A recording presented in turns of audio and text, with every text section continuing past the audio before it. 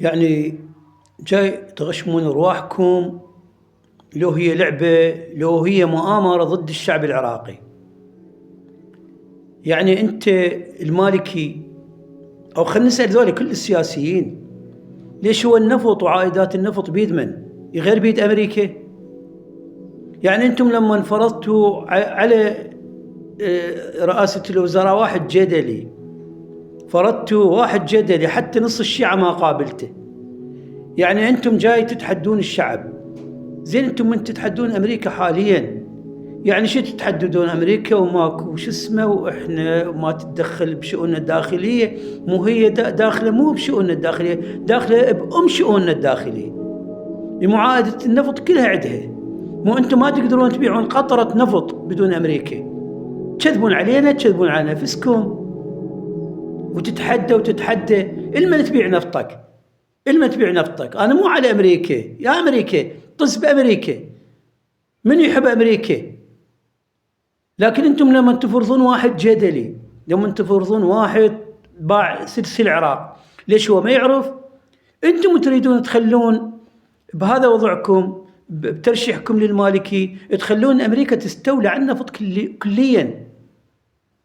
هاي القشمريات والدعايات والهمبلات كلها كلاوات، والله العظيم كلاوات. أنتم تريدون تعطون الأمريكا النفط، تريدون تعطون لأمريكا النفط، تريدون أمريكا ما تعطينا واردات النفط، تصير بس لها. يعني أنتم عملاء ونص. ليش إحنا ما نعرف؟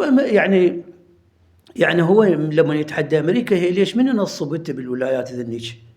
مو ذب إكليل الورود على شو اسمه، على القتل الأمريكيين، مو صلى عليهم. زين مو صديت الحذاء مال المنتظر الزيدي؟ لو أنت شنو جاي على أساس إحنا كنا مغمضين وكنا ما نشوف؟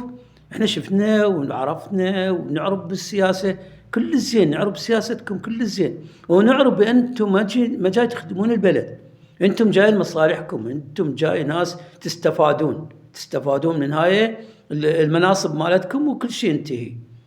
ما تقول لي تتحدى أمريكا وإحنا ما نريد تدخل بالشؤون الداخلية، هاي سولفها على روحك وسولف على جماعتك يصدقون بيك، لكن إحنا علينا ما نصدق بيك. أنت تريد تقول لي الأمريكا يأخذ النفط، ما أريده. هي هاي الوضعية. ما على أساس أنتم تصير تريد بطل قومي براسنا، تريد تصير لنا وطني، على أساس أنت ما تحب واحد يتدخل بشؤونك الداخلية، ما تحب أمريكا تتدخل. أمريكا متدخلة حتى بملابسك الداخلية، مو بشؤونك الداخلية.